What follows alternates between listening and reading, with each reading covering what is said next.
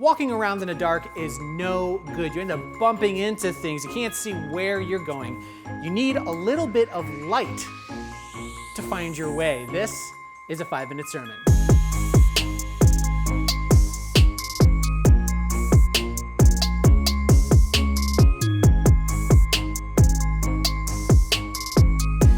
We are in the season of Advent right now, that season where we look forward to preparing ourselves to celebrate the fact that Jesus came for us and what that means for us both today and for eternity. And for us to do that in a very 5-minute sermon way, I want to look at one place that describes who Jesus is. And as we look at who he is, it also describes what he has done for us in part in coming for us, in coming to the world to be born in such a humble way. John chapter 1, starting in verse 1, describes Jesus this way. Very flowery and poetic language. In the beginning was the Word, and the Word was with God, and the Word was God. He was in the beginning with God. All things were made through him, and without him was not anything made that was made. In him was life, and the life was the light of men. The light shines in the darkness, and the darkness shall not overcome it. And that last part about Jesus being the light is a really important idea in understanding who he is and what he has done for us. Jesus describes himself. He says, I am the light of the world at one point. And when we think of that metaphor of light and darkness in the Bible, we often think of good and evil. That's absolutely true. That light is this goodness, and that darkness is the evil, and that when Jesus came as light, he brought goodness to darkness to overcome the evil of the world. And that's absolutely true.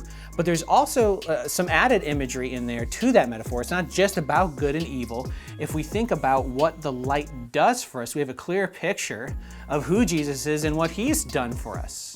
I already talked about it. No one wants to be in the dark stumbling about. You end up stubbing your toe. You can't find your path forward. I don't know if you've ever been in a strange place and gotten up in the middle of the night and tried to find your way to a bathroom, and you're bumping. You can't find the way. There's no path forward. That's how Jesus has functioned as the light. When Jesus came and revealed himself and the plan of salvation to a world that really needed it, he shined a light on the path towards God.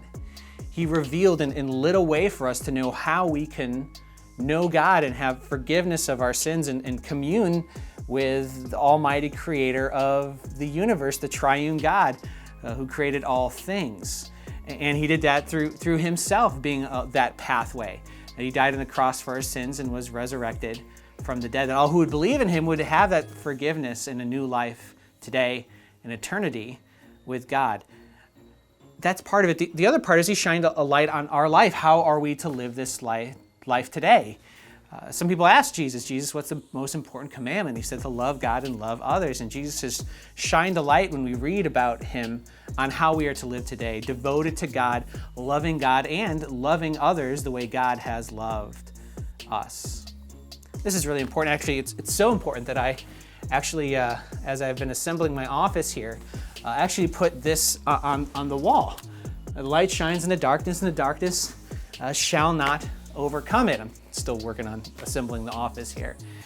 But I wanted to see that all the day, and I gotta say, this year especially, it has been really encouraging to have this quote. I sit right over there, and I'm always looking this direction as I'm working, and to look up and see the light shines in the darkness. Man, that is something I have needed reminding over and over again this year.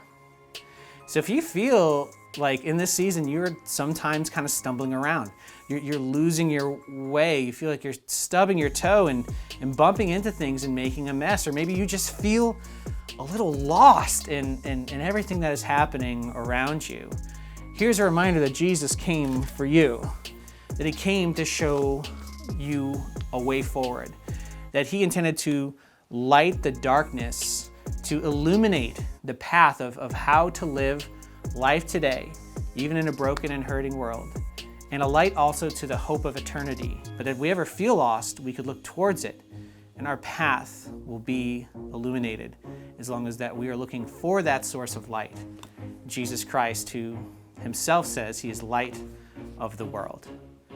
I'm Shane. That's a 5-minute sermon.